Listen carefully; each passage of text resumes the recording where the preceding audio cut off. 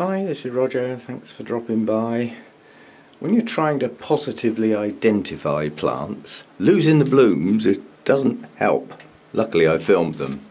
Lot of confusion with this new one, labelled as Dendrobium and chrysotoxum, but as far as the plant goes it looks wrong. It looks like far bigger than it should be for that particular species. And as a consequence, it looks incredibly like Dendrobium densiflorum. The blooms are similar colour and everything, and same style of Dendrobium as far as the cane growth and number of leaves and stuff like that. But densiflorum does grow into a much larger plant. But I've sort of been pushed into doing the work on this really, and it's really, if you look at the way that orchids are positively identified, I mean, I know a lot of judges and stuff, so I've had lots of conversations about, well, how do you know the difference between that one and that one? And it nearly always comes down to the blooms, not the plant.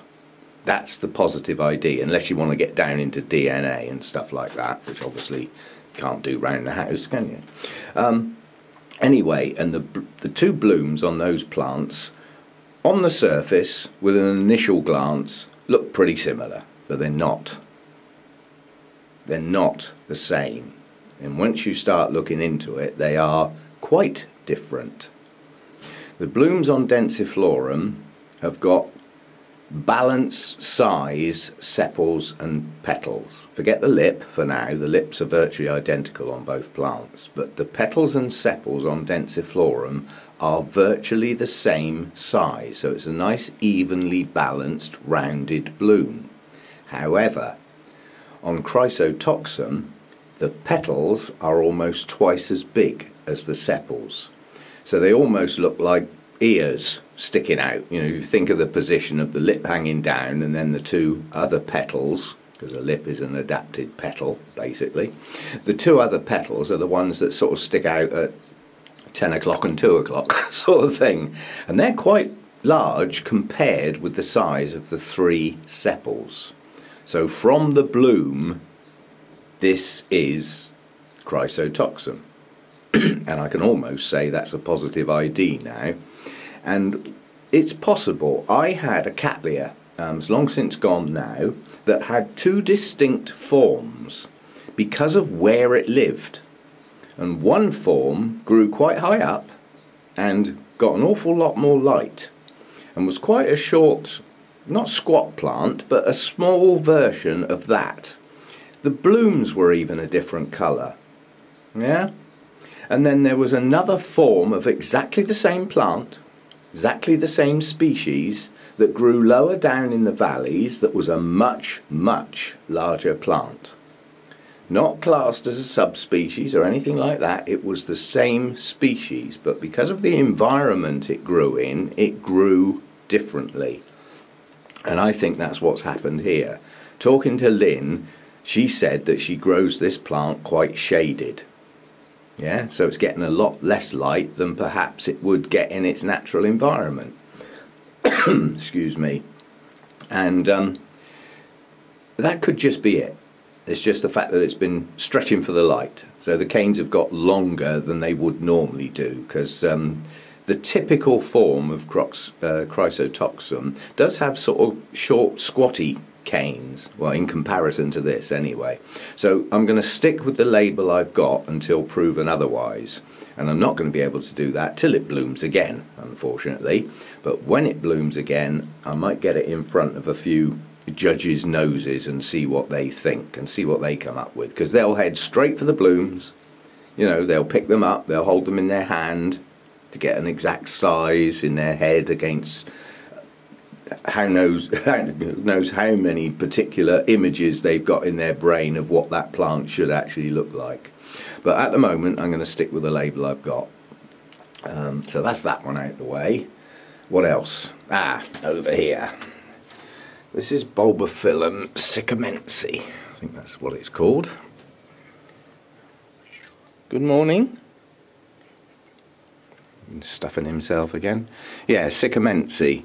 Now this is doing lots of things. you can see lots of things growing out of it. And out of the things growing out of it, the typical shape is that one in the centre of the shot now, pointing upwards, yeah? So it forms a growth and relatively quickly starts to show a leaf. Well, that one isn't yet. So I may finally have a bud, because this has never bloomed for me. I mean, it's a perfectly adult plant. It's not like it's too young or anything. That one might be a bud as well, out the side there, because that was the last growth it grew. That's a relatively new growth. So it's growing well. It obviously likes its mount, but it hasn't bloomed. So maybe now we might actually get some blooms. And looking at where that's coming out of, it's right directly at the base of the bulb, as opposed to forming a little extension first, like a little mini rhizome in between the bulbs like you get on bulbophyllums, whereas that one's coming straight out the bottom. Maybe we will have some blooms on that finally. It's been around a while, that one. There isn't much else that's that I've noticed that's new, if you know what I mean.